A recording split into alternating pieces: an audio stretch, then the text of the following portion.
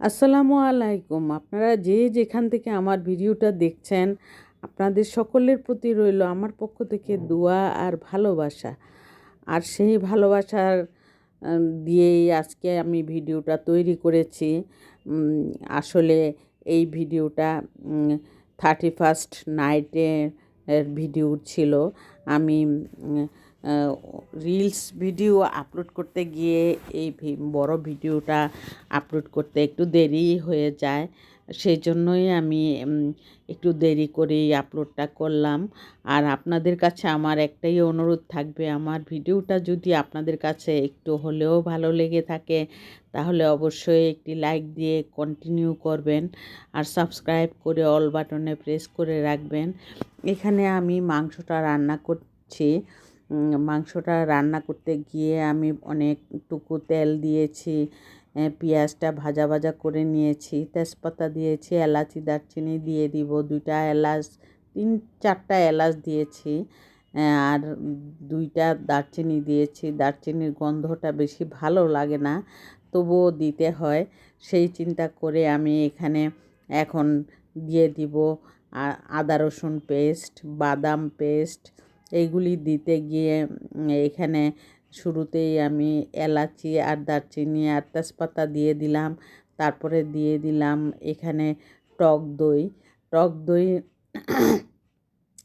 টক দইটা দেওয়ার পর আর এখানে বাদাম পেস্টও দিয়ে দিলাম, আদা রসুন পেস্টও দিয়ে দিলাম। আজকে আমি সাদা করে রান্না করার চেষ্টা করেছি, তেহারি টাইপ। আর এই জন্য এখানে পাউডার দুধটাও দিয়ে দিলাম। পাউডার দুধটা দিলে কি অনেক টেস্ট হয় তেহারি। আর গোলমরিচের একটা জিনিস আমি এখানে সাদা গোলমরিচের ফাঁকি দিয়ে দিতাম, তাহলে একদমই সাদা দেখা যাইতো। আমি আর কালো গোলমরিচ কিনবো না বাসার জন্য। আমি এইবার তেহারি রান্না করতে গিয়ে যে বেহাল অবস্থা মনে হয়েছে, সাদা গোলমরিচ কেন দেইনি। আর কালো গোলমরিচটা দেওয়ার কারণে আমার বিরিয়ানিটা একটু মশলাদার বেশি হয়ে গেছে এরকম মনে হয়েছে। আর এখানে বিরিয়ানির মশলাটা তো একটু দিতেই হয়। আমি সব সময় রাঁধুনির বিরিয়ানির মশলাটা দিয়ে এই বিরিয়ানি রান্নাটা করি। আর আনুষাঙ্গিক তো আমার ঘরের যেসব জিনিস থাকে সেগুলি সব দিয়ে আমি এখানে মাংসটা রান্না করে নিয়েছি। মাংসটা একদম নরম হয়ে 100% সিদ্ধ হতে হবে। তারপরে আমি পাশের চুলায় আলু সিদ্ধ করে একদম আলুটা ভেজে নিয়েছি। আর এদিক দিয়ে মাংসটা হয়ে গেছে, প্রায় নামানোর সময় হয়ে গেছে। এখনই আমি নামিয়ে নিব। নামিয়ে নেওয়ার পর আমি এখানে যেহেতু মাংসর মধ্যে পর্যাপ্ত পরিমাণের পেঁয়াজ দিয়েছি, এখানে শুধু চালটা ভাজার জন্য আমি 2টা পেঁয়াজ দিয়েছি। 2টা পেঁয়াজ ভাজা ভাজা বেরেস্তার মতন করে নিয়েছি। ভাবলাম বেরেস্তা দেওয়ার দরকার হবে না, এইভাবে যদি পেঁয়াজটা ভাজা ভাজা করে নিই। আর সেটাই করেছি আমি। আর এখানে চালটা ভালো করে ভেজে নিয়েছি। ভেজে নেওয়ার পর মাংসটা দিয়ে দিলাম। আর যদি বিরিয়ানি টাইপ করা হয় তাহলে কিন্তু এভাবে রান্না করতে হয় না, তেহারি টাইপ করলে এভাবে রান্নাটা করতে হয়, যাতে সব মিলেমিশে একাকার করে তারপরে তেহারি রান্না করতে হয়।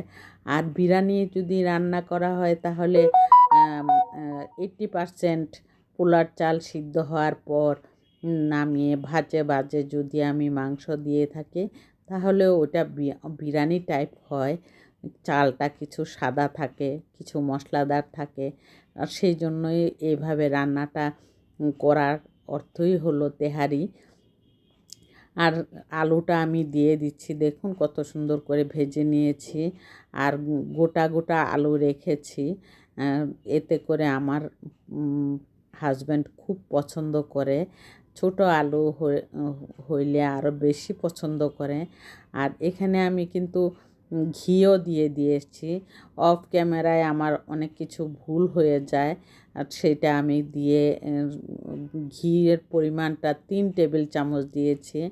এই জন্য একদম খুব সুন্দর হয়েছে তেহারিটা, দেখতে খুব ভালো লেগেছে, খেতেও খুব ভালো লেগেছে। আর যদি আমি সাদা গোলমরিচের গুঁড়া দিতাম তাহলে কিন্তু একদম সাদা সাদা হইতো, ওইটা আরও বেশি সুন্দর হইতো। সেজন্য আমি কোনো দুঃখ প্রকাশ করছি না, কারণ খেতে অসাধারণ মজা হয়েছে। শসা আর লেবু কেটে কাঁচামরিচ দিয়ে আমার মেয়েরা খুব সুন্দরভাবে পরিবেশন করে আমি ভাবলাম যে এখন আমি আমার মেয়ের জামাইকে দিব, এই জন্য এভাবে ডেকোরেশনটা করলাম। আর সবাই যার যার মতো নিয়ে নিয়ে খেয়েছে। আর সেই জন্যই আমি খেয়ে ওরা যখন অনেক খুশি হয়েছে তখনই আমার রান্নাটা সার্থক হয়ে গেল।